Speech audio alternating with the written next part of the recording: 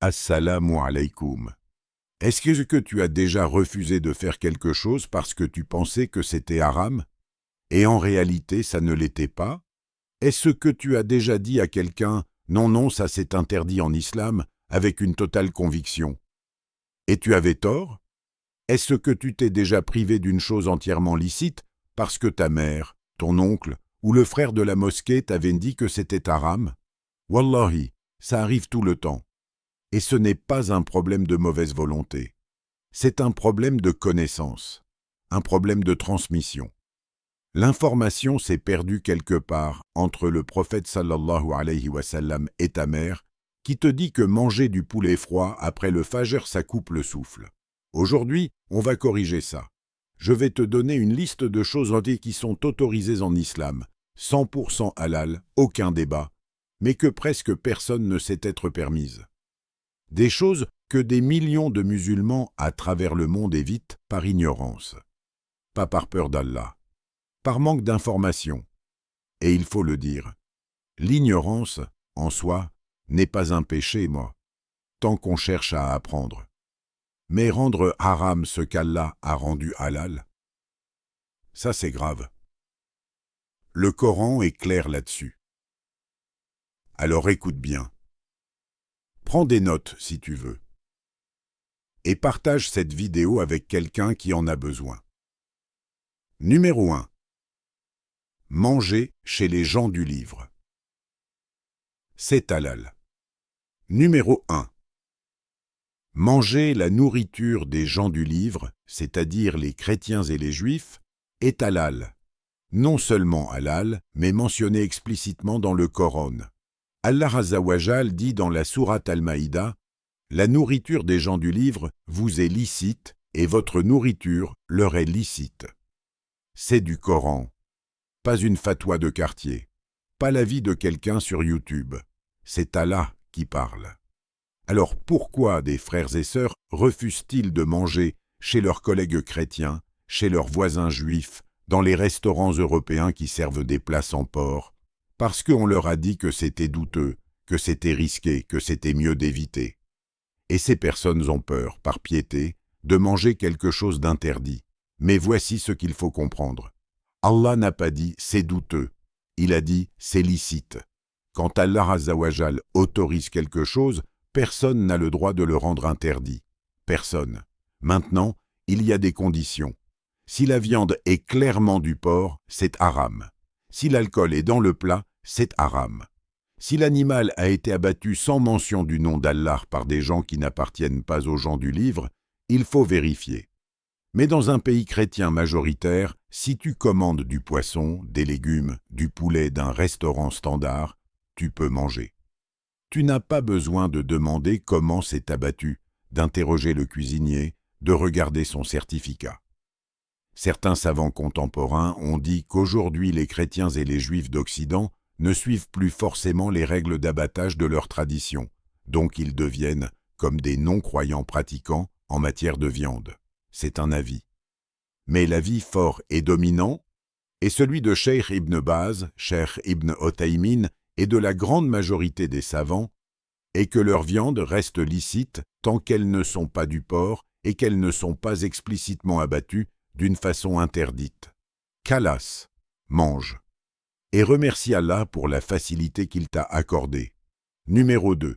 Plaisanter et rire, c'est halal. Numéro 2. Plaisanter, rire, avoir le sens de l'humour, c'est halal. Et le prophète sallallahu alayhi wa sallam lui-même plaisantait. Des musulmans ont une image de la pratique islamique qui ressemble à un enterrement permanent. Visage fermé, paroles rares, aucun sourire, comme si la piété se mesurait à la tristesse du visage. Et quand ils voient un frère rire, wallahi, ils le regardent comme si c'était un péché capital. Ce n'est pas l'islam, ce n'est pas la sunna. Le prophète sallallahu alayhi wa sallam riait et il plaisantait. Un homme échite est venu le voir et lui a demandé de lui prêter une chamelle pour voyager. Le prophète lui a répondu « Je vais te donner le petit d'un chameau ». L'homme était déconcerté. « Mais que ferais-je d'un petit chameau ?» Et le prophète a souri et dit « Tout chameau est le petit d'un chameau. » C'est de l'humour. C'est le prophète sallallahu alayhi wa sallam qui utilise les mots avec légèreté pour détendre l'atmosphère et faire sourire. Il n'y avait pas d'hypocrisie dans ses blagues, pas de mensonges, pas de moqueries blessantes, juste de la légèreté. Anas ibn Malik radiyallahu anhu, qui a servi le prophète pendant 10 ans, a dit « Il était la personne la plus douce avec la famille, la plus joyeuse en compagnie, et il plaisantait avec nous parfois. » Alors plaisante, fais rire ta femme, joue avec tes enfants, souris à tes frères. C'est Sunna. Tant que tu ne mens pas pour faire rire, tant que tu ne te moques pas des gens, tant que tu ne dis pas quelque chose d'interdit pour provoquer un éclat de rire. Le prophète a dit « Ne ris pas trop, car le rire excessif tue le cœur. » Et c'est vrai, il y a une limite. Mais la limite, ce n'est pas le sourire. La limite, c'est l'excès. Passer ses journées en blagues permanentes, au point d'oublier sa prière, ses obligations, la sérieux de cette vie. Sinon, ris. Allah n'a pas créé l'humour pour qu'on l'évite. Numéro 3. Écouter la voix d'une femme.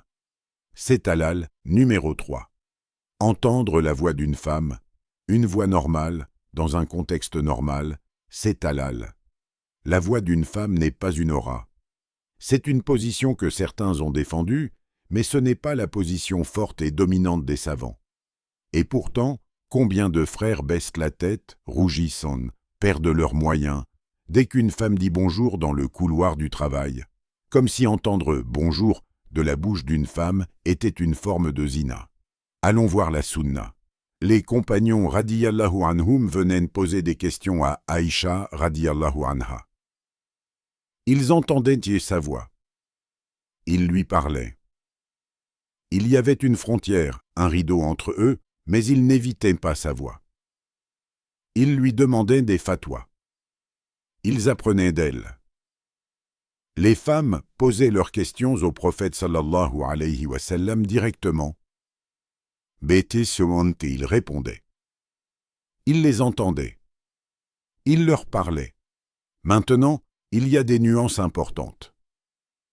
Allah dit dans le Coran, en s'adressant aux épouses du prophète, ne parlez pas avec une voix trop douce et insinuante, de peur que celui dont le cœur est malade ne ressente quelque chose. Ce verset concerne un ton provoquant, séducteur, délibérément attractif. Ce n'est pas la voix normale d'une femme qui demande l'heure ou qui salue un collègue. Alors parle normalement, réponds normalement. Garde tes yeux baissés si nécessaire, limite les conversations superflues avec des non-mahram. Mais n'invente pas une interdiction qu'Allah n'a pas formulée. Numéro 4.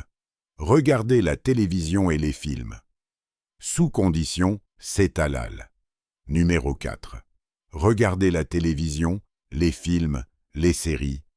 Sous certaines conditions, c'est halal. Pas haram, pas makrouh, pas douteux, halal. Et là, j'entends déjà certains frères dire « Cher, mais les films, c'est de la corruption, c'est du haram en continu. » Et je comprends ce réflexe. Il y a beaucoup de contenus clairement interdits dans les médias modernes. Nudité, violence gratuite, promotion de l'immoralité, moquerie des valeurs islamiques. Tout ça, on ne regarde pas. Mais un documentaire sur l'histoire des civilisations islamiques, c'est haram? Un film d'animation pour tes enfants, c'est haram? Un reportage sur la nature, sur les océans, sur les montagnes, c'est haram? Un film familial sans contenu interdit, c'est haram? Bien sûr que non. Le critère n'est pas la télévision. Le critère, c'est le contenu. Ce qui est interdit, c'est ce qui contient du haram. Pas l'écran lui-même. Le prophète sallallahu alayhi wa sallam a autorisé les abyssins à danser et à jouer de leurs lances dans la mosquée le jour de l'Aïd. C'était du divertissement. Il a laissé Aïcha regarder. Le divertissement en lui-même n'est pas interdit en islam. Ce qui est interdit, voire de la nudité, du contenu qui promeut la zina, les jeux de hasard, la consommation d'alcool de façon glorifiée, la moquerie de la religion. Si un film ou une série contient ces éléments de façon centrale, on évite. Mais si on peut regarder un film propre, avec notre famille, et passer une bonne soirée ensemble dans la halal, alhamdoulilah. Ne porte pas des chaînes qu'Allah n'a pas mises sur toi. Numéro 5. Célébrer les anniversaires, la vie nuancée, numéro 5. Célébrer un anniversaire de naissance. Alors là, j'entends déjà les gens partir dans tous les sens. Calmez-vous. Écoutez d'abord. Certains savants ont dit que la fête d'anniversaire est haram parce qu'elle imite les non-croyants. D'autres ont dit qu'elle est makrouh. D'autres ont dit qu'elle est permise tant qu'il n'y a pas de contenu haram dedans. Voici ce qu'on peut dire avec certitude. Il n'y a aucun texte coranique, ni aucun hadith qui interdit explicitement de réunir la famille pour marquer un jour particulier dans l'année. Aucun. Ce qui est clair, c'est que le Maoulid, la célébration de la naissance du prophète, est une bida, parce qu'il s'agit d'un acte d'adoration religieuse que le prophète lui-même n'a pas instauré.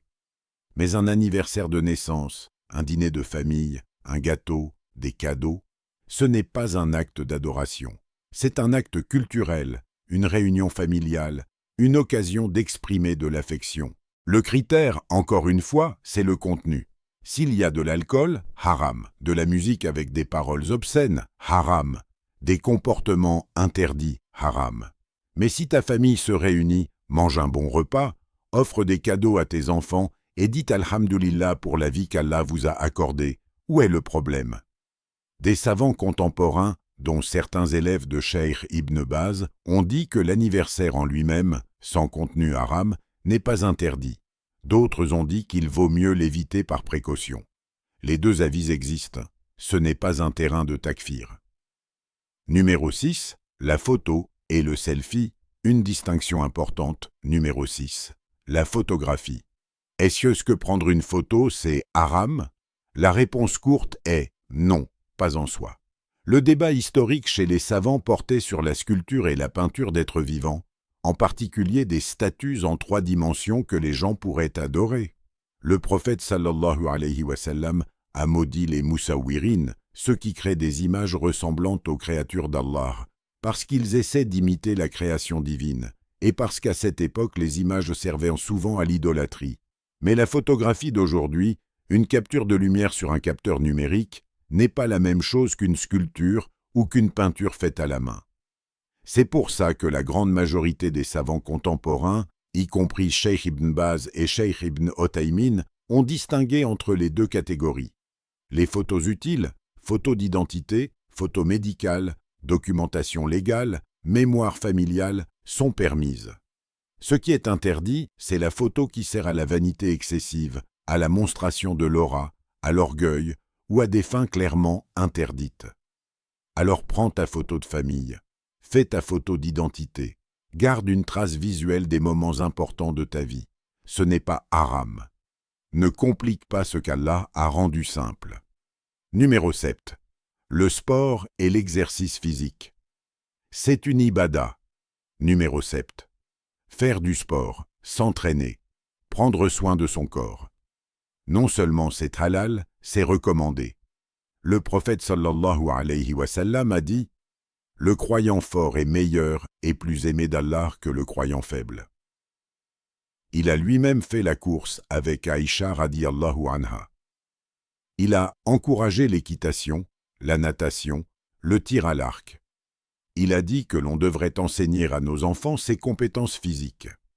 Le corps est un dépôt confié par Allah. Tu dois en prendre soin, pas en l'adorant, pas en faisant une obsession narcissique, mais en le maintenant dans bonne santé, fort, fonctionnel, pour pouvoir accomplir tes ibadas, subvenir à ta famille, servir ta communauté. Un frère qui va à la salle de sport avec l'intention de maintenir sa santé pour mieux adorer Allah, il gagne des récompenses. C'est aussi simple que ça. Ce qui est interdit dans le sport, la mixité en contexte d'aura exposée, les tenues indécentes, les paris sur les résultats ou les sports qui impliquent du haram par nature. Mais le sport en lui-même, c'est une sunna oubliée. Numéro 8. Travailler dans une entreprise qui vend de l'alcool. Les nuances, numéro 8. Travailler dans une entreprise qui vend indirectement de l'alcool. Attention, ici il faut être précis, parce que c'est un domaine où les gens font deux erreurs opposées. Première erreur, dire que tout travail dans une entreprise lié de près ou de loin à l'alcool est haram. Deuxième erreur, dire que tout est permis du moment qu'on ne boit pas soi-même. Voici la position correcte. Ce qui est interdit, c'est d'être directement impliqué dans la production, la vente ou la livraison d'alcool. Le prophète sallallahu alayhi wa sallam a maudit 10 catégories de personnes liées à l'alcool. Celui qui le produit, celui qui le transporte, celui qui le vend, celui qui en tire un profit direct. Mais si tu travailles dans un supermarché et que tu travailles à la caisse des fruits et légumes, et que le même supermarché vend de l'alcool dans un autre rayon, la plupart des savants disent que ce travail est permis. Tu ne vends pas d'alcool toi-même. Tu n'en fais pas la promotion. Tu exerces une fonction licite dans un environnement mixte. Si tu es caissier et qu'on te demande d'enregistrer des bouteilles d'alcool, d'alcool, là, c'est une participation directe, et tu dois chercher une alternative ou demander à être affecté à un autre poste.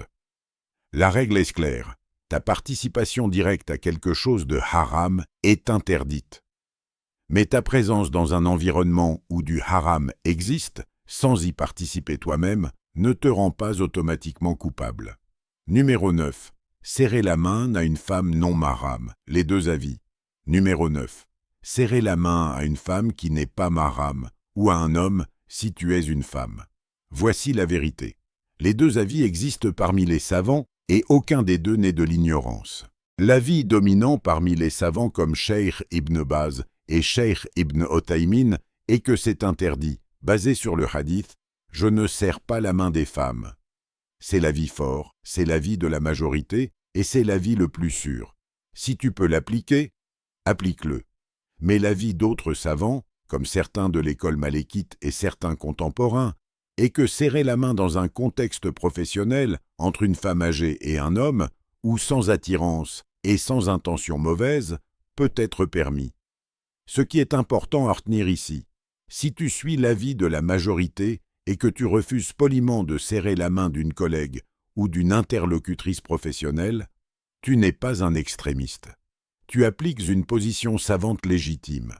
Et si quelqu'un te tend la main spontanément et que tu la serres pour éviter de créer une gêne dans un contexte où refuser serait perçu comme insultant, certains savants donnent une tolérance dans ce cas précis, par nécessité et par évitement du tort social. Ce n'est pas un sujet de moquerie dans les deux sens.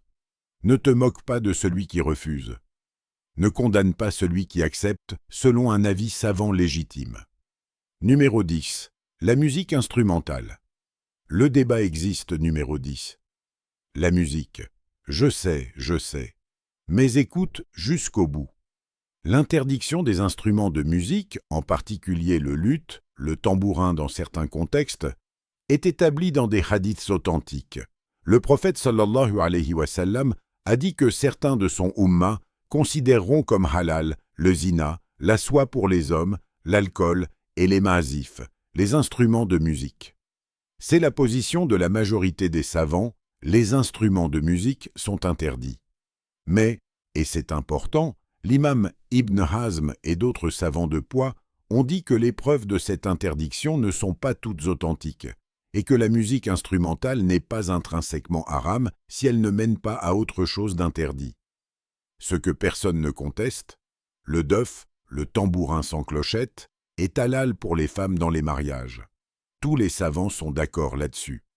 Le chant sans instrument, avec des paroles décentes, la majorité dit que c'est permis, ce que tout le monde s'accorde à interdire, la musique aux paroles obscènes, qui promeut la zina, la drogue, la violence, le nihilisme.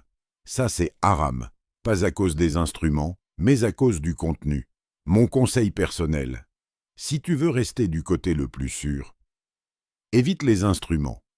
Mais si tu entends un morceau instrumental dans un contexte public et que tu ne tombes pas dans le péché, ne te considère pas comme perdu et ne juge pas le frère à côté de toi qui a un autre avis savant légitime. Ahmed, France. Cheikh, mon employeur me demande de livrer de l'alcool lors de certaines livraisons. Est-ce que je peux accepter? Non, Ahmed. Si ton travail t'oblige directement à livrer de l'alcool, c'est une participation directe. Le prophète a maudit celui qui transporte l'alcool. Tu dois demander à ton employeur de t'exclure de ces livraisons. Si ce n'est pas possible, tu dois chercher un autre emploi. Je sais que c'est difficile. Mais wallahi, Allah ne laisse jamais sans issue celui qui abandonne quelque chose pour sa face. Et quiconque craint Allah, il lui ménagera une issue et le pourvoira par des moyens auxquels il ne s'attendait pas. Fatima, Belgique. Cheikh, j'ai refusé de serrer la main de mon professeur et il m'a dit que j'étais extrémiste. Comment répondre sans faire de fitna? Fatima, tu n'es pas une extrémiste.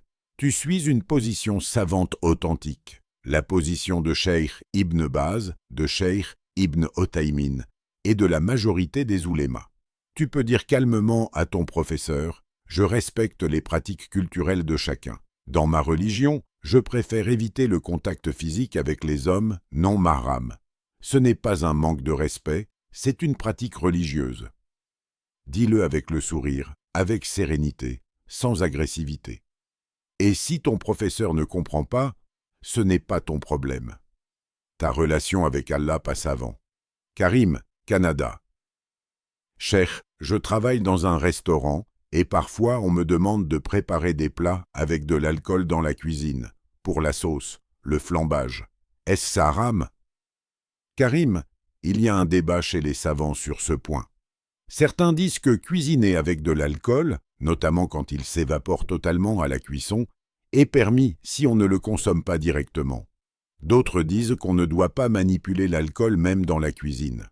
L'avis le plus sûr est d'éviter autant que possible.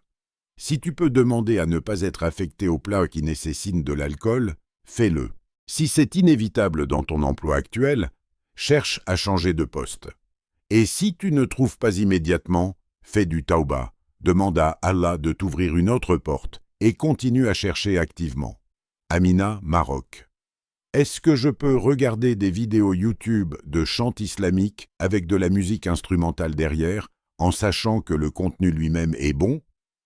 Amina, comme je l'ai expliqué, il y a un vrai débat savant sur les instruments. Si tu suis l'avis de la majorité, qui dit que les instruments sont interdits, alors non, même si le contenu est islamique, les instruments posent big problème. Si tu suis l'avis d'Ibn Hazm et de ceux qui lui ressemblent, alors le contenu islamique avec des instruments doux serait permis. Mon conseil, s'il existe des nashids sans instruments, préfère cela. C'est le chemin le plus sûr. Et Allah sait mieux ce qui est dans ton œil, ce qui est dans ton cœur. On a couvert beaucoup de terrain aujourd'hui. Et l'idée principale est simple. L'islam est une religion de facilité. Allah l'a dit dans le Coran. Allah veut vous faciliter les choses et il ne veut pas vous les rendre difficiles. Le prophète sallallahu alayhi wa sallam a dit « Facilitez les choses et ne les rendez pas difficiles. » Rendre haram ce qu'Allah a rendu halal, c'est une forme de déformation de la religion. Et ce n'est pas de la piété, c'est de l'ignorance habillée en piété. Cherche la connaissance, pose tes questions aux savants. Ne prends pas des fatwas d'Internet au hasard et ne prends pas non plus de fatwas de ta mère ou de ton oncle qui pense que tout ce qu'il ne comprend pas est haram. Allah t'a créé libre. Il t'a donné une religion complète et équilibrée. Profite de ce qu'il a rendu licite. Évite ce qu'il a rendu interdit. Et entre les deux, cherche la connaissance avec honnêteté et humilité. Et Allah Azza wa Jal, c'est mieux.